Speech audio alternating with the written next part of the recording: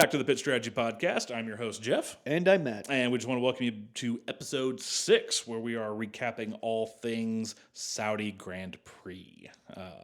After a very fun-filled weekend at the Jeddah Corniche circuit out there in the desert, we have a new world drivers champion.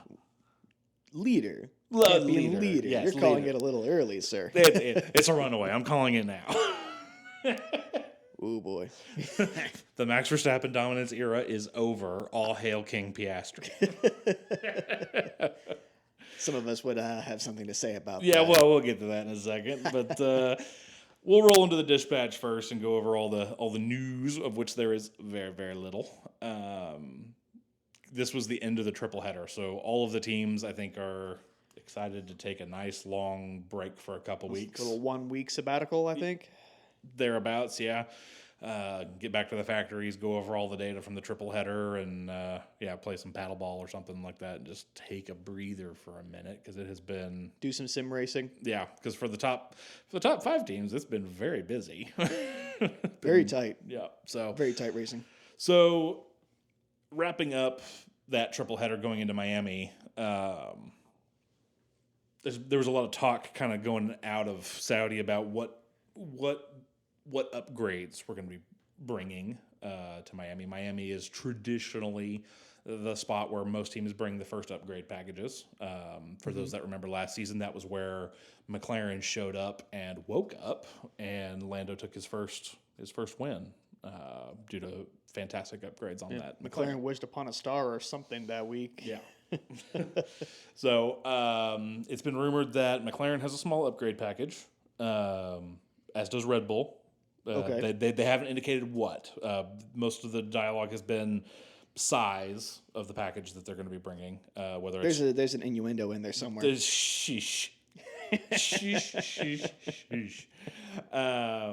I could not help myself. I apologize. Anyway, Red Bull is rumored to be bringing a small aerodynamic package, as well as McLaren. We don't know what that all entails.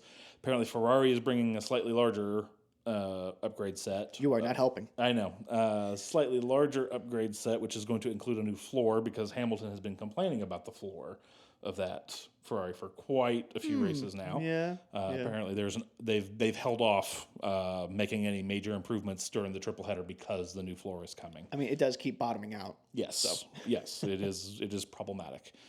In the mid pack, there was talk that Alpine may be bringing potentially a new rear wing to Miami, I believe. And the rest of the teams are being kind of tight-lipped. Apparently, Aston has something in the works. They're not claiming what, but no word from Williams, Haas, or Sauber about anything. Also, VCARB being a little bit tight-lipped. They've kind of indicated they're maybe bringing something, but they won't talk about what it is. So these free practices at Miami are going to be very interesting. Super critical. Because I'm stoked. it's going to be the time where all of them get to field test all of this stuff and see how it works. So all of your sim drivers, all your reserve drivers are going to be super busy in the factories, getting all these setups tested and all the simulations done beforehand. That way, when the teams get out there, there's as few unknowns as possible before the parts actually get bolted onto the cars. It'll be really interesting real interesting to see. Like we were saying, Miami last year was full of surprises. Like I said, Lando taking his first win was a huge win, and a few of the other teams jumping up the order. One good upgrade can make all the difference in the world. So It absolutely can. yeah, so very much looking forward to that. So that's what did we say? 2 weeks out? 2 weeks. Yep. Cool. So 2-week break. The 2nd through the 4th of May. Whoop whoop. And with Miami, it's also one of those things you never know what kind of weather you're going to get, so that can also play havoc with Yes, upgrades. very true. So Very true. we'll get into Miami here in a minute. Let's go back east, the middle of the east to be specific, and let's go to Saudi. Any big takeaways from watching the race before we get into the nitty gritty? It was a pretty cut and dry race, except for turn 1, which we'll get into in a little bit. Yeah. But outside of that, I would say it was not. I don't know, kind of middle of the road as far as excitement goes. Yeah. After the pit stop phase. It was just kind of cut and dry. Yeah. But overall, it was a fun weekend. Yeah, it was definitely a good technical race. Not a whole lot of major action, but it was from a strategy standpoint was interesting to watch. Oh yeah, I'm kind of interested. It is one of the higher speed circuits that we have on the calendar, and the primary driver of that is 3 DRS zones that are very long. And with DRS going away next year and us bringing in active aero, it makes me wonder what Saudi's going to look like next year. I think it's going to be an entirely different animal altogether. it's hard to say whether or not it'll be faster or slower. If the drivers are smart about their active aero, I could see it being faster. Yeah, Personally, but it just depends on what kind of restrictions F1 might put on active aero. yeah, and how will they get active aero figured out? I mean, this Sure, was race 5. They haven't released a calendar for next year, have they? I don't think so. so. And also, I've heard through the pipeline that the 2026 engines don't look good. They've got a lot of concerns about energy efficiency and being able to maintain speed. So that might play into it as well. Yeah, that's going to be really interesting. So yeah, it's one of those things that Saudi being one of the first genuine high speed street circuits that we get in the calendar. This time next year, we may be either loving it or really hating it, depending on how well this all works out. All right, well, let's get into the free practices. Free practice 1.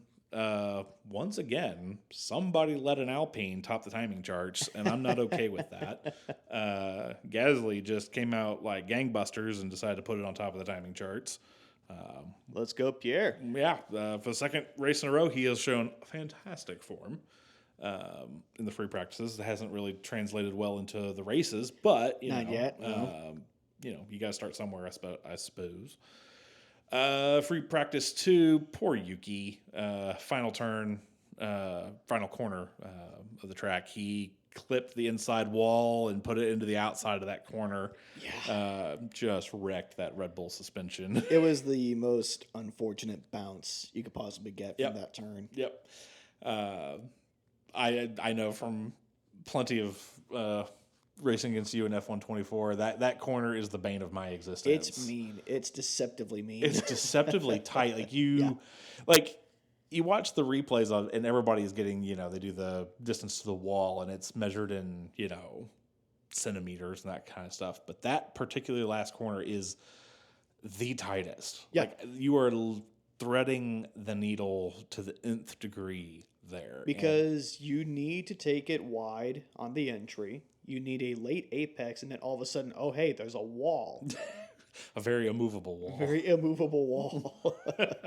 So, yeah, you got to be precise. Yeah, so it was rough for Yuki. As we've mentioned, he's still learning that car, trying to get his feet under him in that thing. He looked good in it up until that point, and even after, he looked great. Yeah. But it's just one of those things of new car, tight corner. There's so many variables there. It was bound to happen to one of them. Yeah, so. yeah. He took it on the chin, and he kept going. Yep. So definitely gave the Red Bull mechanics something to work on for the first time in a hot minute.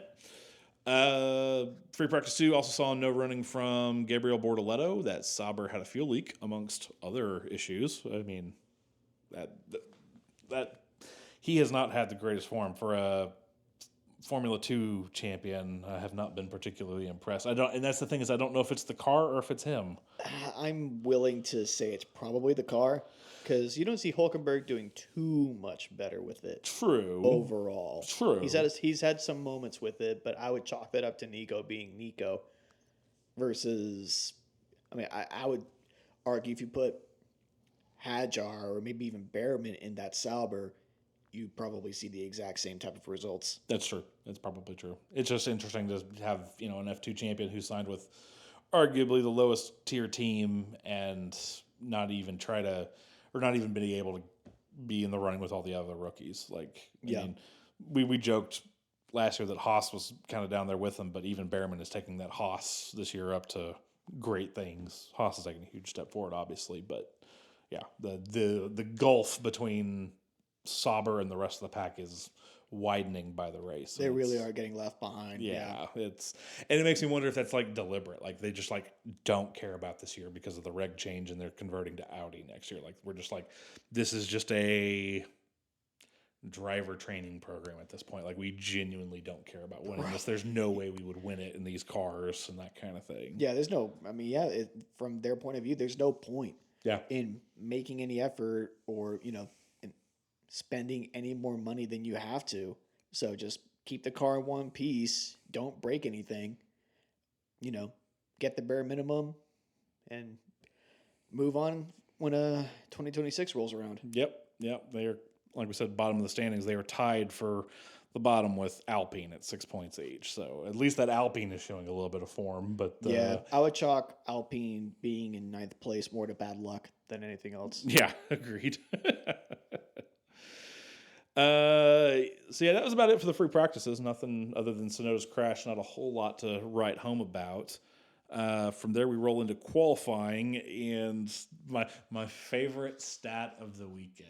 Just it brings joy. Oh, this one, yeah. Lance Stroll displaces Kevin Magnussen for the most Q1 knockouts in Formula One history. Dude has like no qualifying luck at all. Is it luck or is it lack of skill? Both. He has no skill, and even the racing gods don't smile favorably upon him. And he's somewhere. Kevin Magnussen is just like, I'm not the worst anymore. I mean, that's crazy that Magnussen held that record previously. Yeah.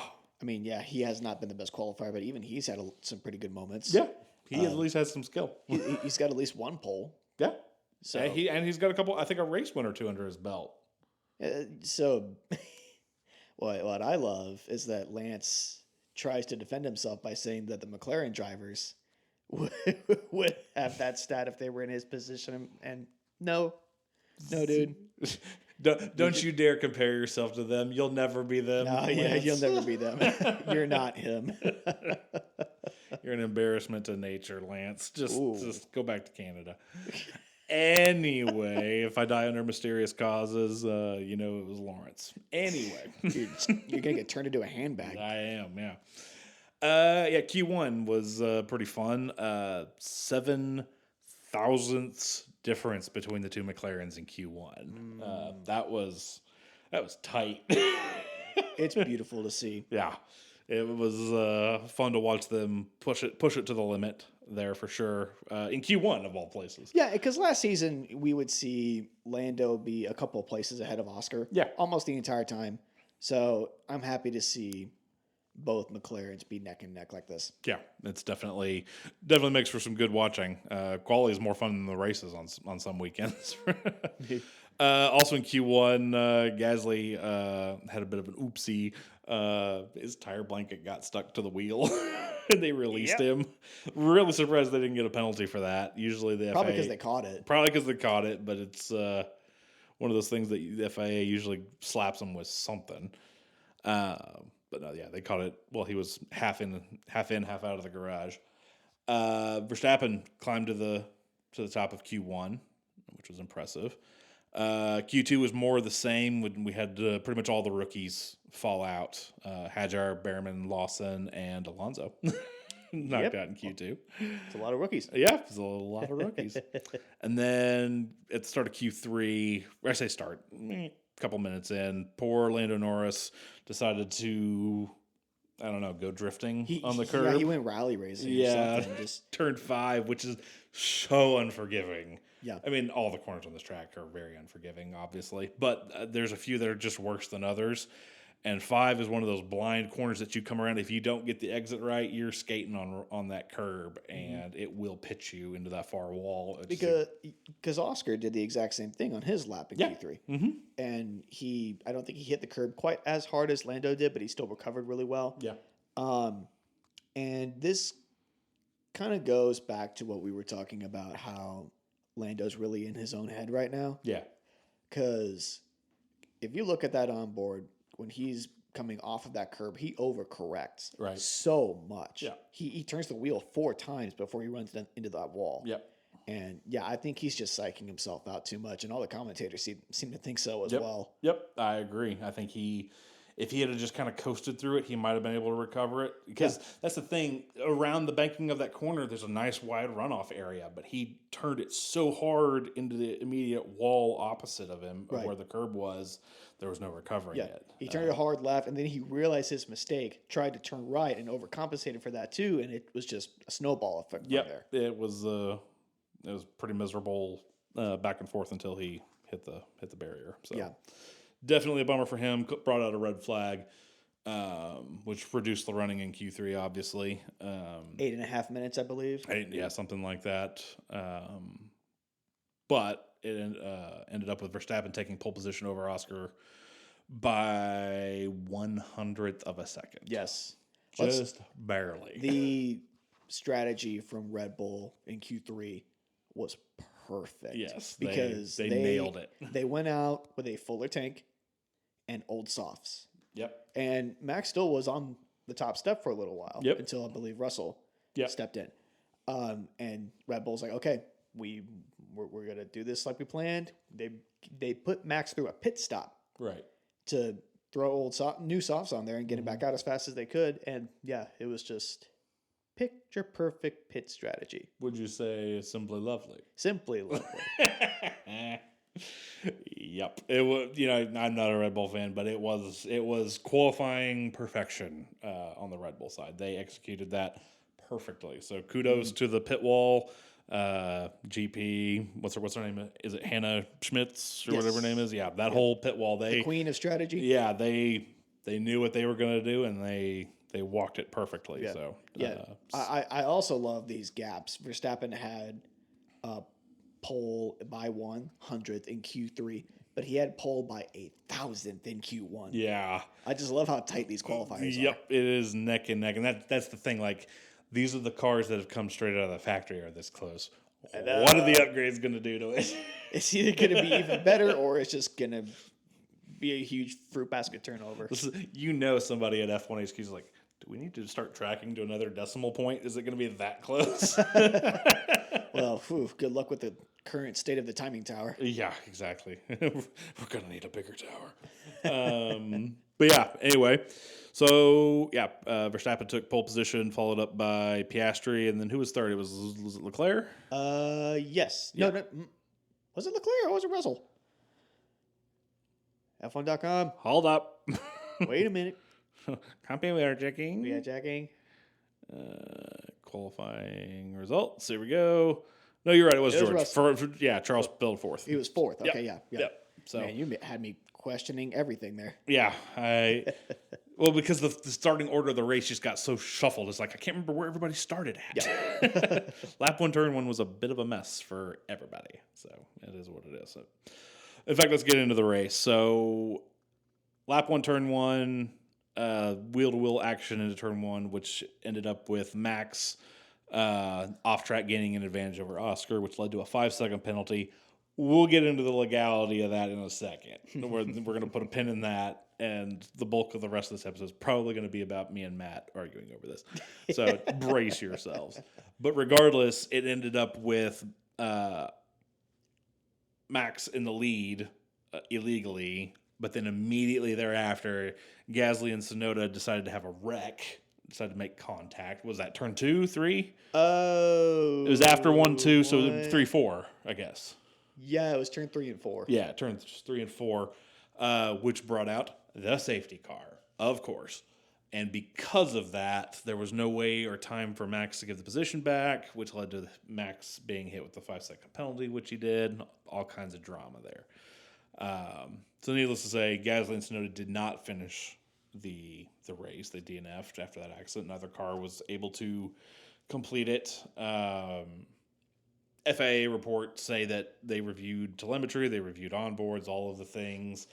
Neither driver is being blamed for it. No, they're not saying one caused anything over the other. It was just the tight nature of the track that was pure racing, and it has been ruled a racing incident. Yeah, I would agree. No penalties. Classic racing incident. Yep, no penalties applied or anything like that. It's just an accident, just an incident, as they say. Excuse me. But that led to what turned lap 1 into a bit of a fracas between McLaren and Red Bull because of all of that. So, Well, I mean, what else is new? yeah, what else is new? Basically been the story of this entire season. Grass is green. Water, is the water wet? Water is wet, and it's in the seat. Yep. Later on in the race, Bortoletto almost took out Fernando Alonso. Almost killed his manager. Dang near put the old man into a wall. That was cringy. Yep. Painful to watch. The tires. Okay, so we'll get into the details of tires here later, but good old Chuck Leclerc took those yellow mediums 30 laps. That's unprecedented, man. Like, The Pirelli recommendation was 18 tops. what is going on at Pirelli right I now? have no idea. This tops George's what George did at Spa. That was like year. 40 laps or something on a hard, wasn't it? Yeah, but that's a hard. Yeah. So 30 on a medium is nuts. Yeah. And what did he run? What did George run last week at Bahrain? Was the medium or the soft he ran for? He started on mediums. Pretty sure he did. Yeah. Did he finish on the hards or the softs? I think he finished on hards. But he ran those really long too. Right. Every compound was Run really extremely hard. sturdy. Yeah. Kind of interesting. And we talked about during the tinfoil hat party last week that the Pirelli tire choices have been peculiar, I guess is the best way to put it. That's a word for it. Yeah, just kind of interesting. But we'll get into a little more of that in a little bit. After the pit stops, good old Liam Lawson took another 10-second penalty. This is now the second race or third race in a row he's been hit with a penalty. At least the second. He got one in Bahrain. I can't remember if he got one before. I don't think he did in. No, Doohan was the biggest one from China. Yeah. But yeah, Lawson got slapped with a 10-second penalty for leaving the track and gaining an advantage over Doohan into turn 1. The exact same thing Max attempted to do. But because it wasn't lap 1, turn 1, he got slapped with the full 10-second penalty, which pretty much ruined his race. Going into about the last 10 or 15 laps, got to see the just fantastic teamwork between Alex Albon and Carlos Sainz doing the team game to hold off Isaac Hadjar. That was beautiful to see. Basically, Sainz was having to just book it the entire last 10, 12 laps of the race and allow Albon to stay in DRS range so he would have DRS advantage to keep Hadjar at bay, who also had DRS advantage. For those that watched, this was the same trick that they pulled in Singapore last year that Carlos was the mastermind of. Yeah. He's got this DRS teamwork thing by the power of friendship. Williams scored double points and has overtaken Haas for P5 in the Constructors' Championship. Carlos Sainz could, if racing for some reason doesn't work out for him anymore, he could be a train engineer if he really wanted to. Oh, absolutely. These DRS trains he's leading. Yeah, for sure. I really hope whenever his racing career as a driver is over, I want to see him on a pit wall as a strategist. He's got the mind for it. Oh, he does. Absolutely. I think he would be a great sporting director or chief strategist or something like that. And I think it'd be fantastic to see. I can see that for sure. And then, to finish it off, Oscar takes the win, becoming the first Aussie in 15 years to lead the World Driver Championship since Mark Webber. Well, good for Oscar. So he now leads it with 99 points, I believe it is. Let me double check that. And it's very close. Because Max and Lando are tied right now. I thought he was leading. Well, has this not been updated? Driver, yep, 89. 89. There you go. Wonder why they... No, 99, excuse me. It is 99. Oh, Lando's ahead with 89 and Max has 87. Okay, I stand corrected. Yeah, see, the page you're looking at. That's a little janky, what you're looking at. But yeah, Oscar, there it is. Yeah, Oscar is ahead. Oscar with 99 points, Lando with 89, Verstappen 87. So not a huge lead out front by the Aussie, but it's enough. It's a lead. it's enough to keep momentum. So Yeah. congrats to him for taking the championship lead there, and we'll see how long he can hold it. We'll see how long he can hold off weaponized autism and hold the Dutchman at bay. Small side note: did you know that Oscar's high school does like a social post whenever Oscar wins a race or gets a podium? No. Yeah, he's got fans at his school. My favorite thing is every time he wins, his mother complains on Twitter about having to miss a yoga class because she has to like go have like a FaceTime like celebration with him or something like that. She's like, I had to get up early and miss yoga class because I needed to talk to Oscar and congratulate him. It's the funniest thing. I had to be a good mom. I love it. The Oscar fan club is very large, and I'm here for it. All right. Anything else to take out of Saudi that we aren't going to cover here in just a minute? No, like I said, pretty cut and dry outside of what we just covered. Yeah. So with that, we will roll into the forecast and scooch over stateside. Just a couple states over from us, actually. No, not over too in much, the yeah. fantastic hurricane target of Florida. Too soon, man. I know, too soon. It's always too soon. It's always too soon. Yeah. We love you, Florida. Yep. The Miami Grand Prix at the Miami International Autodrome. It's a 5.412 kilometer circuit. That's 3.362 miles in freedom units, which are the important units here because we are racing in America. Amen. It's a 57 lapper. Been racing here since 2022. Current lap record is set at 1:29.708, set by good old Max Verstappen and 2023's Red Bull. The bestest Red Bull. The bestest Red Bull, yep. All right, so going into Miami, who's your favorite here? Who do you have to win it? Oh, boy, that's going to be hard with all these upgrades coming through. I know. It's going to be such a toss-up. I'm going to keep the old momentum train going. I'm going to pick Oscar. Okay. I really do think that he's the more comfortable McLaren. Everything is going his way right now. The car is already good. And, yeah, if last year's McLaren's upgrades are, anything to go off of, I can't see why this upgrade package would be a downgrade for McLaren. Yeah. I just don't see that happening. Yeah. So, yeah, all signs driver-wise point to Oscar. And, yeah, I don't see why that McLaren can't at least be the same, if not faster, with this upgrade package. So, yeah, I'm going to pick Oscar. I think you're probably right on the money there. I think it's going to be a continuation of form, so to speak. All the teams are going to have just little upgrades that are going to make them all a little bit better, but they're all going to be about the same on track. I don't think out of the top 3 or 4, I don't think there's going to be any big standouts. The only real standout potential I see being there is maybe Mercedes. They're not quite up there with McLaren and Red Bull. They're fighting right behind them with Ferrari a little bit. And I feel like Mercedes is just on the cusp of something. Like they are so close to being up there, especially George, up there with Max, Lando, and Oscar in that mix. I mean, he's been on pretty much every podium we've had this year except Saudi. And usually he's just a little bit off. If Mercedes can figure out how to unlock an extra 10th or 2, he'll be right up there with them. I can see that for sure. My money is Mercedes bringing some secret squirrel little something, and that could be what puts them up there in contention with the rest of them. Okay. Yeah, that's my favorite going into here. I've never been a big Mercedes fan, but there's something about this year. This car just looks good. It looks good. Kimi is super consistent. George is having a phenomenal year. Yeah, I think Toto's got something cooking over there, and I'm here for it.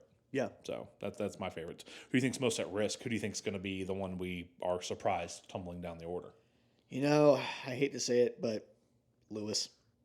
Yeah. For one thing, the way that Ferrari, it doesn't connect to him very well. No, it does not. And it's bad enough that this current Ferrari doesn't connect to him very well. I don't see an upgraded one connecting that much better. Yeah, the only thing I can think is if he's had a direct amount of input in these whatever upgrades they bring. But if not, like you're saying, I don't think a upgraded Ferrari is going to help him if he hasn't had any input in helping make those upgrades succeed. Right, Otherwise, it's yeah. going to be another variable that adds to his problems. Exactly. And I think that's much more likely. Yeah. So, yeah, with all that in mind, I could see him tumbling down to the bottom of the points. Yeah, I think you're right there. I also fear for Aston Martin. I have not been particularly thrilled with anything out of Alonso or Stroll. I mean, we don't expect much from Stroll, but I expect more out of Alonso. I expect him to try to push that car a little harder, and I think he is. I think he's pushing it to the max it's got, and there's nothing there. I think Aston needs to bring a seriously good set of something. I don't know what it is, but it's got to be something, because otherwise they're going to start tumbling even harder. I would agree. Yeah, and they're going to be down there next to Alpine and Sauber. for sure. Yeah. Who do you think is going to take the biggest step forward this week based on upgrades, and who do you think potentially has it in them? I'm gonna say Alpine. Okay.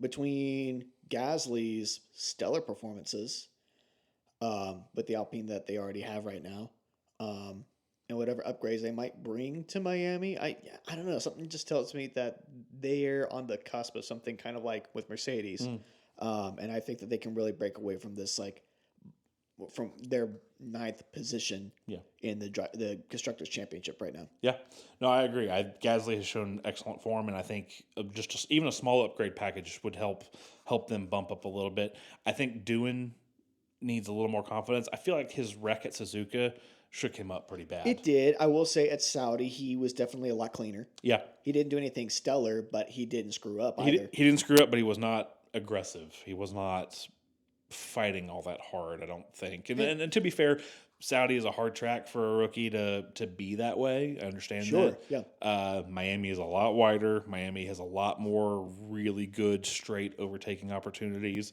I want to see him in there, throwing elbows with the V kerbs and the Haas's and that kind of stuff, and being a little bit more aggressive. I want to see him up there, chasing Pierre for, whatever points position they're fighting for. I think they could do it. Yeah. Okay, let's hear your top 5 prediction. All right, top 5 for Miami. I'm going to say Oscar P1. And I think I'm going to say Lando P2. Something from, this is where I got my first race win, is going to, creep into Lando's mind. Yeah. And make him forget these past couple of weekends. That or maybe Max will, spike his G&T and make him forget flying into Miami. I don't know. Maybe. I'll put Max in P3. Any improvement on I'll take any improvement on this Red Bull. Yeah, no, you're not wrong. So, even if it's a small one, it'll help. George P4. Okay. And I'm gonna say Leclerc P5. Okay, that's a good round. That's a very likely outcome. I think. I do see a papaya front row being a very, very high likelihood. I think we're going to see that more frequently as the season goes on. Honestly. That, and also this track is a bit easier to qualify at than Jeddah is. Also true statement. So yeah, I'm going to mirror you. I think I'm going to say Oscar and Lando P1 and 2. Okay. Don't say George P3. I don't think it's going to be George P3. Really? Okay. Ferrari has always had decent form here, so I'm going to say Leclerc P3. Okay. Max P4. And then a surprise P5, because he's also had good form here. I think a Carlos Sainz P5 is not out of the question. Okay. It depends Williams on how. top 5. I think it's going to depend on how he qualifies. If he qualifies high enough, I think that Williams can make the run. I don't think he'll be up there with the McLarens, but I could see him duking it out with a Red Bull or a Ferrari for P4 and 5. I could see that. Be in the mix. One thing to remember, this is a sprint weekend. Also so correct. Less practices, a lot more racing. Yes. That will be interesting. I forgot it was a sprint. Yeah. That changes things. I think the sprint is going to be super telling then. Oh, yeah, I will. I'm so stoked for that sprint. I'm excited. Okay, so with your P5 then, who you got P10? Going off of what I said earlier, I'm going to put Lewis in P10. Okay.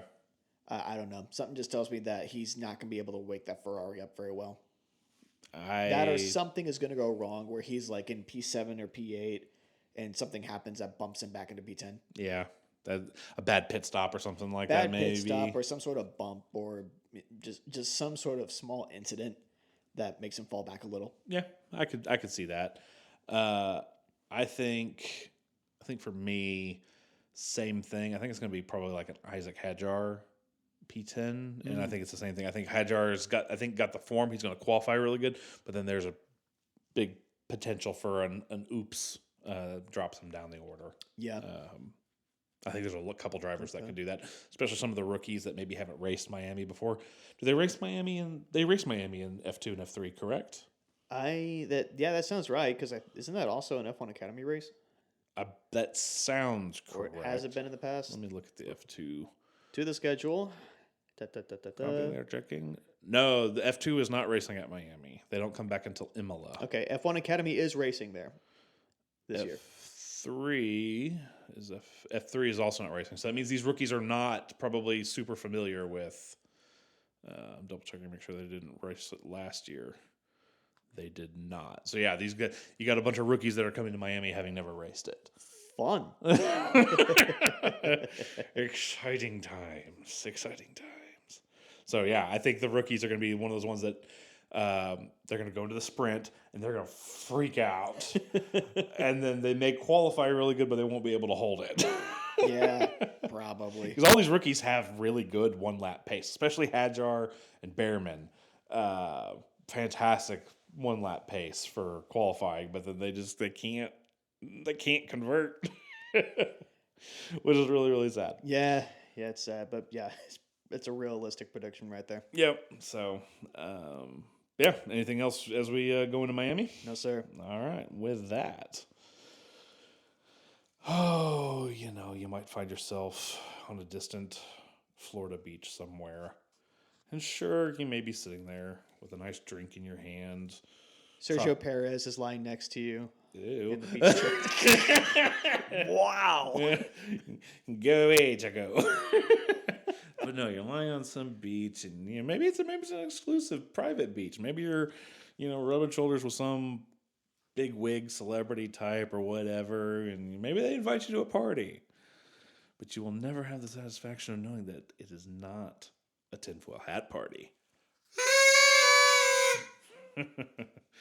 All right. This is really a one question party. So, lap 1, turn 1 at Jeddah. Yep, here we go. Everything that we know, everything we've seen. What's your take? What's your verdict on the ruling? All right, you want me to just break it down? Yeah, break it down. Give it to me. Disclaimer, Max Verstappen fan here. I'm going to put that out there right now. But I'm going to be objective on this, and let's pretend we don't know who these drivers are. Right. Okay? Let's pretend Oscar is driver A and Max is driver B. Okay. And these are just grayed out cars. No, nothing on them. Yep. I believe that Oscar had the turn. Yep. Oscar had the apex. If you look at the onboards, it's tight. It's very tight. It's close. Like you could pull out a micrometer and check the distance between these two cars going into this first apex. So I believe that Oscar had the turn. Oscar had the right of way. Going through turn 1. You know what this whole scenario reminds me of? It reminds me of the inaugural Vegas Grand Prix. When it was cold, it was slick. Yep. And Max was on the inside of turn 1 and ran Leclerc wide. Right. So that just all brought me to that. But back to Jeddah. These cars are fully fueled. Yep. They are heavy. They are clunky. Yep. You don't have a whole lot of speed coming from the starting line to turn 1. Correct. Not a whole lot of speed. Not a whole lot of downforce can be made with these cars. Yep. So Max stays in. He's a competitive driver. We all know this, so he's going to try and stick with it as much as he can. Oscar turns, but again, not a whole lot of downforce, not a whole lot of grip, heavy car, can't give Max a whole lot of space to stay on track. I'm not saying Oscar ran Max wide on purpose, but that's just how it played out at this turn. Yeah. So Max has 2 choices. 3, really. He can try and stick with Oscar, and we'll just have what happened between Yuki and Pierre. Yep. Option 2, Max slams on his brakes to try and stay on track and gets rear-ended. Yep. Option 3, cut the corner, get ahead, and see what happens next. He chose option 3. Yep. Which was the safest option Yep. that he had. Yep. So, with all of that in mind, and also remember, this is supposed to be turn 1 of lap 1. Yep. There's some leniency. There's a lot of leniency. Usually there's a lot of leniency. And we said before that this is usually a 10-second time penalty for this sort of infringement. Yep. So Max gets clear of Oscar. Oscar, of course, says, he goes on the radio, says, hey, he has to give that back. Max goes on radio, says he didn't give me any space. It's the classic driver. He said, yeah. Yeah, exactly. He said, she said, or he said in this case. But they go ahead for a couple of turns. Max is already ahead. Safety car comes out. Max can't give the position back. You can't do that under safety car. Correct. Under yellow flag. So he has no chance to do that. So what are you going to do? All you can really do is wait. And while they're under safety car, they drop that 5-second penalty on him. Correct. So all that said, I think Max should have given the position back. Yep. But I don't like that they didn't give him the chance to do that. Correct. I feel like that they should have had the leniency to say, hey, once green flag comes back, you have 1 lap to give him that position back. I feel like that would have been more appropriate, personally. 5 seconds, I mean, yeah, that's half the normal penalty, so not too big of a difference there. But I feel like that giving the position back would have promoted better racing. Yeah. And just been a little more sporting overall. Yeah. But at the end of the day, I think that Oscar, I don't want to say he was the victim here, but he was definitely the one who should have come out on top no matter what. Yeah. So I rest my case. No, I think that's a very fair observation for that incident. According to the FAA incident and summons report, they looked at everything, and as you said, Oscar was ahead at they determined Oscar was ahead at the corner. Mm-hmm. It was noted that Max's turn was overly aggressive. And even Oscar made the comment that even if Oscar had not been there, Max would not have made the corner. It's very possible, but which also would attribute to how heavy these cars are correct. Starting out. Yep, absolutely. I think the ruling was correct, but I'm with you that I think they should have given Max an opportunity to give the position back. I'm about to say this with the biggest grain of salt possible because I haven't done a whole lot of research into this. Apparently, there is precedent for the FAA ordering a driver to give up a position under a safety car once the queue has been formed. Okay. The problem with that was so many drivers jumped into the pits to change tires. Right. The queue took forever to form. If the FAA had waited and given the safety car an extra lap to form a proper queue, they could have ordered Max give the position back and then not given the penalty. But they just I'm not going to say snap judgment, but they just defaulted to giving the penalty instead of letting the queue form. Apparently there's been some precedent of this in the past, according to what I've seen on various social medias, that they wanted to get back to racing quickly because it was the first lap. They didn't want to spend too long under the safety car, especially with the high likelihood of there being another safety car down the road. Because they were able to get it all cleared quickly and everything done quickly, they wanted to get back to racing. So I understand that, but an extra lap to give those two drivers a bit of a more, like you said, sporting competition there, I think would have been better. So I'm not saying it's the FIA's fault necessarily. I just feel like the whole decision felt very rushed. I feel like whoever made the final call, they just wanted something leveled quickly. They wanted the cars to get back to green flag conditions, and so they slapped Max with a 5 second, And while a penalty probably was correct, at least they gave him some leniency with a 5 instead of a 10. Probably the best situation given the circumstances. But I feel like if we'd have thought it out a little bit longer, it could have been better. just take a little more time to do it right. Yeah, and learning opportunity. You never know.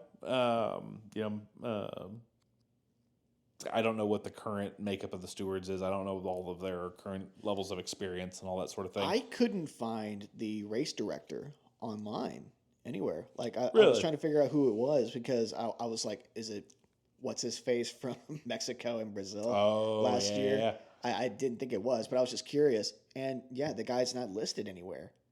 For his own safety. Maybe. Helmet the Harsh would hunt him down. And they would have words. Anyway.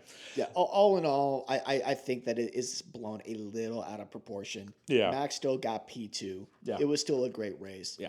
But yeah, I think they just could have been a little more level-headed, a little more patient with this ruling. There probably wouldn't be as much controversy around it. Yeah. I personally am very curious as to what the fallout is going to be for post-race. Because I can only imagine what these drivers, like these post-race drivers meetings were like, Sure. These debriefings. Yep. Because word on the street is our favorite sporting director, Mohammed bin Sulayem, wanted to tell Max, don't badmouth the FIA immediately after this race, which would explain why Max was so grumpy. Because we've seen Max in these sort of situations before where he's been hit by a penalty like this, and he's all hunky-dory with the driver that was on the other end of the penalty. Right. But in this case, I wouldn't say he was mean to Oscar, but he was very clearly not in the mood to talk to anybody. Very peeved. Yes. He was very annoyed. He just wanted to get on that jet and get out of that country as fast as possible. Yep. He tried so hard to make that rose water taste like champagne. He was just on that podium chugging this bottle. He just wanted to drink his sorrows away. Please be booze. Please be booze. It's not booze. And even GP when he informed him of the penalty, and Max started mouthing off, being Max, and GP was like, "No comment, please, Max." Just that's a good engineer looking out for your driver, like save him from any embarrassment or further penalties. Yeah, which just further fuels my disdain for MBS. Yeah, and like let the guys talk, let them vent. Yeah. Even the post race interviews, people kept probing Max on this. He's like, I'm not talking about it. Yeah. If I say anything, I'm going to get in trouble. I want to know, and if any of our listeners know any details about this, we would love to hear it. I want to know, to what degree does an F1 driver have to submit to the FIA's jurisdiction, I guess. Like, I understand you in a post-race conference, that is an official sanctioned FIA thing. You have to abide by the FIA's rules. Right. But let's say the next morning where Max is on a Twitch stream, that's his own private thing. I mean, if he's let's say he's back home. He's in Monaco. He's in Monaco. He's at Red Bull HQ, whatever. He's doing his own thing, freedom of speech as far as each of these home countries grants it and all that kind of stuff. If he decides to go off on the FIA on his own private Twitch channel, is that legal? Can the FAA fine him for something he says on his own private personal things? I can't imagine that they would be able to do that. And I'm pretty sure the GPDA, the Grand Prix Drivers Association, would have something to say about that. Yeah.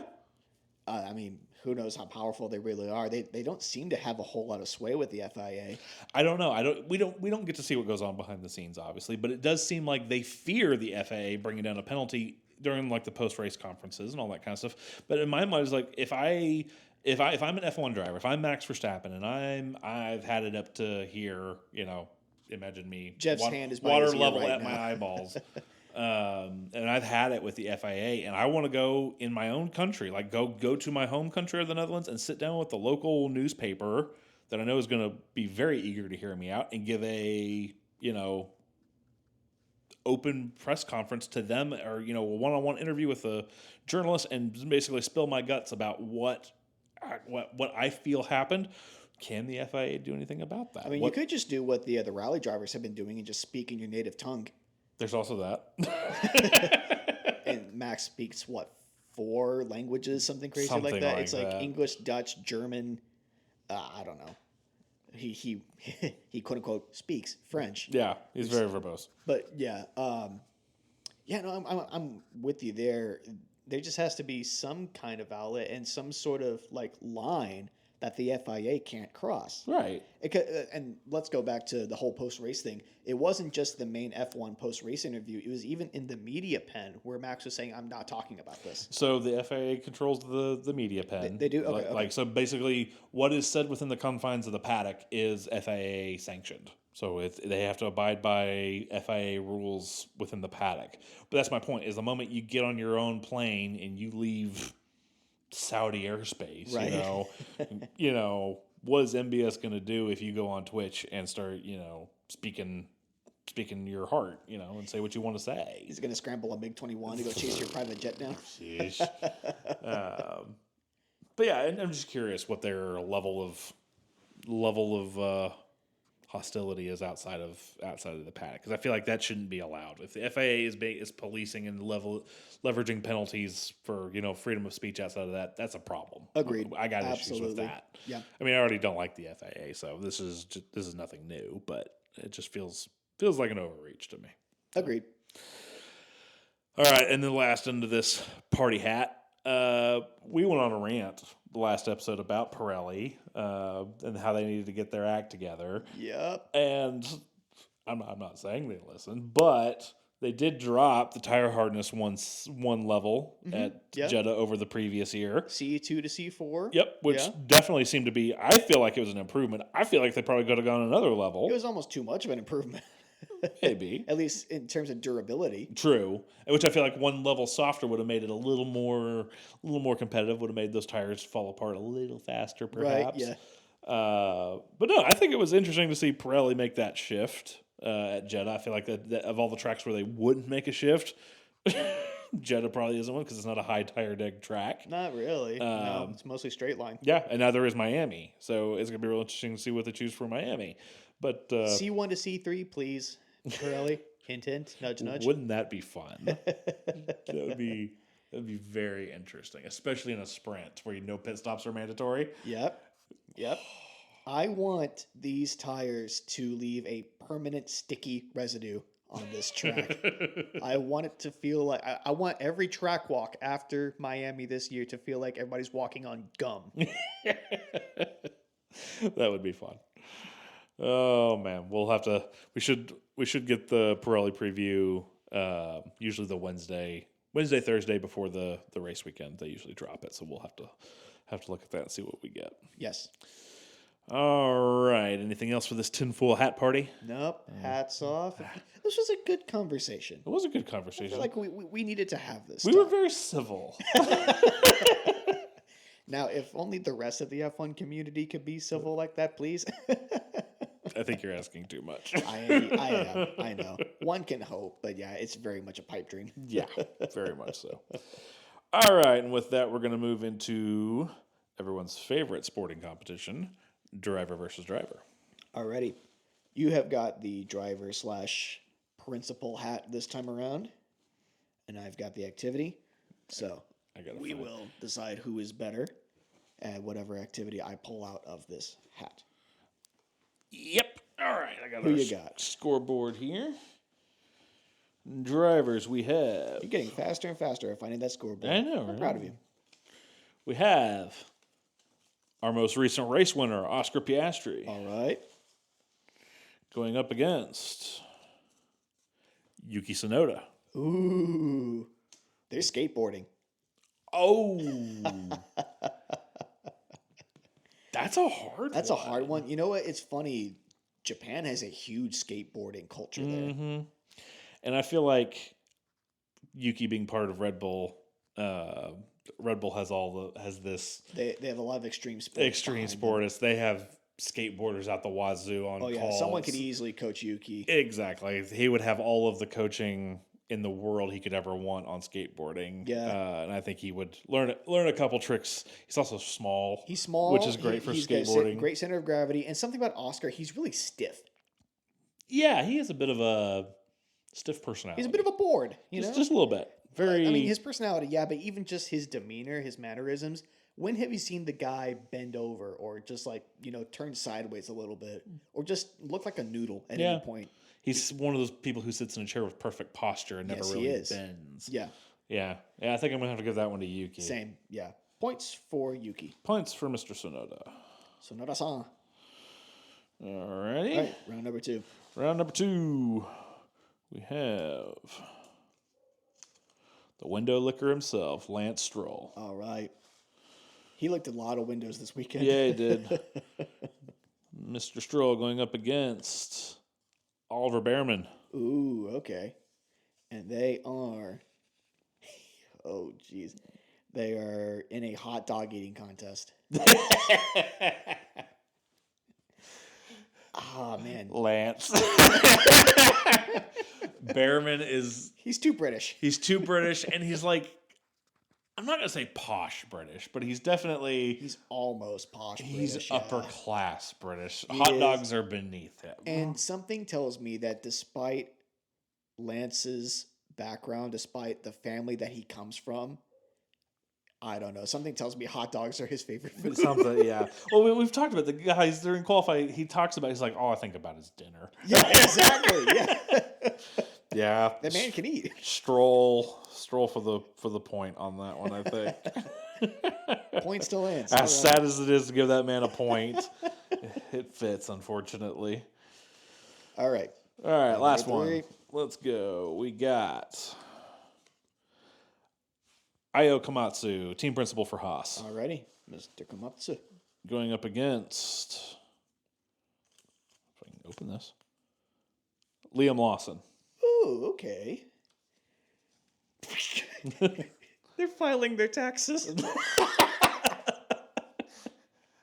Lawson goes straight to jail for tax evasion. 10 seconds for Lawson.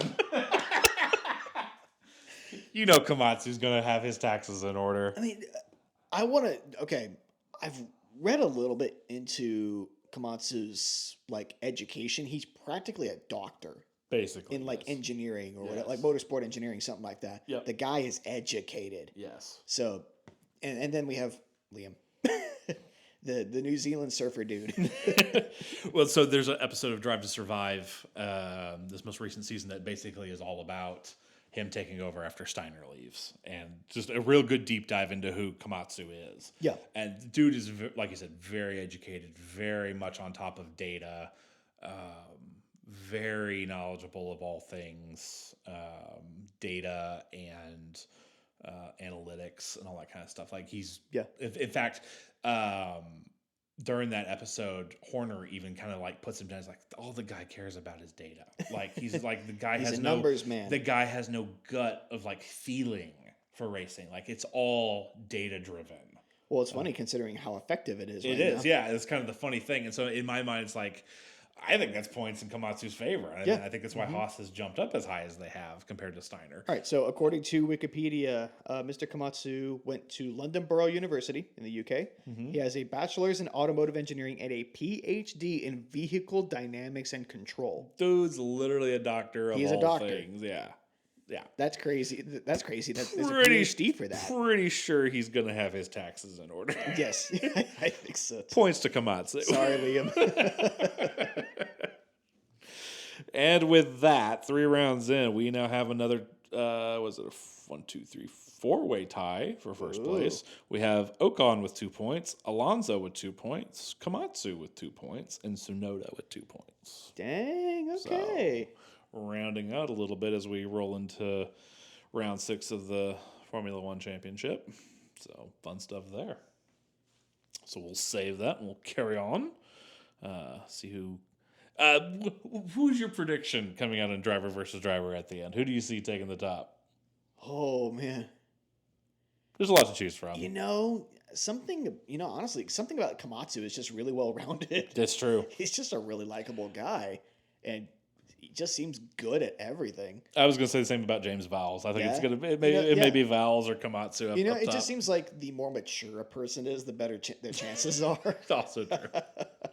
Also true. All right, let's hear your quote of the week. My quote of the week will be post-race. we had the very big close moment between Gabriel Bortoleto and Fernando Alonso. And of course, they were asked about it. And for those who don't know, Alonso is on Bortoleto's management team. Yep. He's one of his managers, career managers. And they flew in together, and they were flying out together. And Alonso says, quote, "We are flying back together home, but maybe there will be no dinner for him."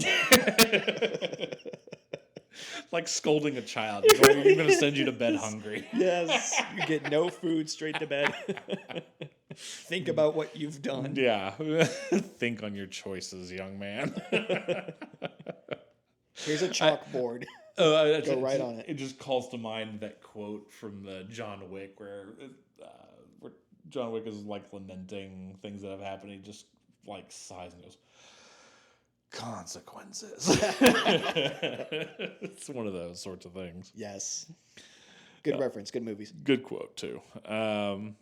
Yeah, mine was Piastri in the post-race interview. He's like, Max was never going to make that corner whether I was there or not. Like, he was just so exasperated of the press asking him, did Max leave him space or not? And I was just like, it doesn't matter. He was never going to make the corner. It was just like Oscar just having an emotional moment, which is weird for Oscar, of just like, it is what it is. Like, everybody saw it. Stop asking me about it. Stop trying to make drama here. Like, I won the race through it. Like, let it go. He really is the second coming of Kimi Räikkönen. He really is. He absolutely is. It's funny.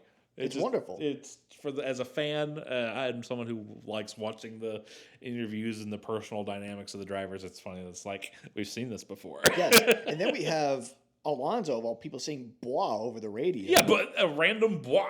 Yeah. Like, the spirit of Räikkönen is still among us. Somewhere Kimi is eating an ice cream cone and smiling. Yes, absolutely. All right. I think that'll round out our recap and forecast. Any saved rounds? No, sir. It was a fun weekend. It was a fun weekend. I'm excited to take a little break, get back to a slightly normal sleep schedule for this week. I know you've been watching all the weird hours last couple of races. No, this one wasn't bad for us. Yeah, this one was Texas. race was what, noon? The race is at 12, yeah. Yeah, Central Standard, so yeah, not too bad. That means Miami will be about the same for us, being on home turf. Roughly, yeah. Miami's an hour ahead of us. That's not bad at all. And then after that, we roll out the calendar. Who's after all this? We've got... I believe it's Imola, and then Monaco. Good old Monaco Grand Prix. Yes, the parade. Yes. Come on, let's be honest. The Monaco Grand Prix is a parade. It's a boat show. It's a glorified boat show. Basically. Smaller cars, please. Yes, please. But yeah, so between now and then, definitely give us a follow on social media where we'll keep you up to date with all of the memes you need to make it through a couple week break, courtesy of our master of memology over here. Someone's got to hold down the fort on that front.